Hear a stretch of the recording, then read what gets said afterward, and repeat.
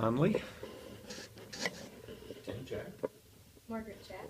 Jaden Conley. Donna Conley. Janice Conley.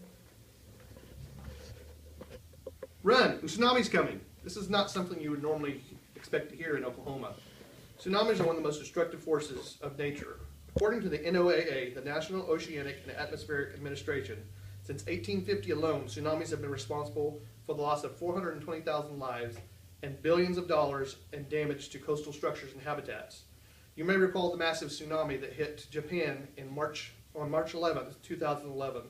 An 8.9 magnitude earthquake set off the tsunami, unleashing a 13-foot wave. I would like to talk to you about how tsunamis are formed, discuss if you can prevent damage from tsunamis, and look at how tsunamis might or might not affect us here in Oklahoma.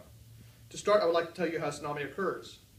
Tsunamis most commonly occur in marine and coastal areas and are generated by earthquakes.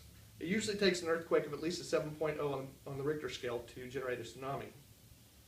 According to David Admiral, an associate professor of engineering at the University of Nebraska-Lincoln, tsunamis are formed when you have an earthquake, and when there is a shift in the bottom of the ocean, which causes displacement of water, and that displacement causes a wave to form. A 9.3 earthquake occurred in 2004 that set off a 100-foot wave that hit the coast of Indonesia. More than 240,000 people were killed in this tsunami, and another 58,000 were killed on separate coastlines as this wave moved through the area. Now let's discuss if you can tsunami-proof a country.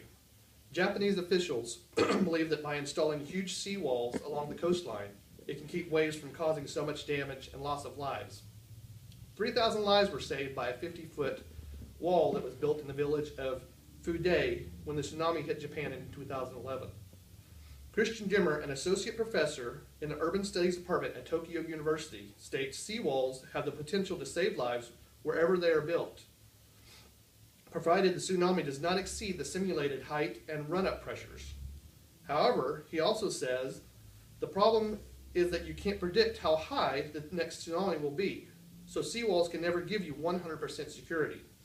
For example, the huge seawall that was protecting Kamishi City in Japan disintegrated upon impact from the tsunami wave.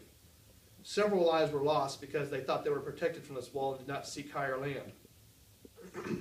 Remember that 240,000 lives were lost in one tsunami that hit Indonesia. It seems that the best protection from a tsunami is not to be there at all. Dr. Tizani Risotto with earthquake engineering at the University College in London states, precautions including designing buildings to withstand the impact of the waves, as well as developing early warning systems, public education programs, and evacuation strategies should be adhered to. Should we worry about tsunamis here in Oklahoma? The simple answer is yes. There are several ways that tsunamis affect us here in the United States. There is an enormous area of junk floating towards the United States right now from the debris that occurred from the Japanese tsunami in 2011. This area is larger than the size of Texas. And it's floating towards us, and several items have already come on shore. The debris includes motorcycles, boats, soccer balls, Japanese flooring, and even full sections of decks from the marinas. John Chapman of the Marine Science Center at Oregon State University says, "We are finding that all kinds of Japanese organisms are growing on the debris. The most worrisome of this debris is the material coming over from Japan is what we don't know about yet. The radioactive material that is floating has already started to hit the coastline. Radioactive water from Fukushima reactor in Japan has reached the coast of the United States. Although the radioactivity level is not at a dangerous level, the possibility of higher levels from other tsunamis in the future is definitely a risk for the United States. The impact of a tsunami hitting the coast of the United States or the aftermath of other tsunamis damaging the coastal lands of other countries that could come to the United States will definitely have an impact on Oklahoma. The adverse impact of the eastern coast would have detrimental effects on the entire United States, not to mention the potential loss of life. Remember, 240,000 lives were lost in one tsunami that hit the coast of Indonesia.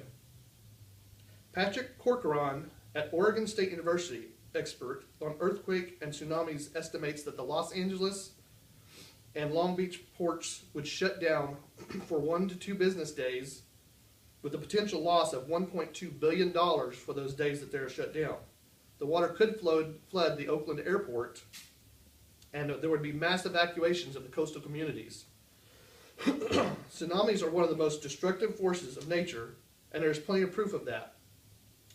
We cannot prevent them from occurring, but we can prepare for them and limit their damage by being prepared.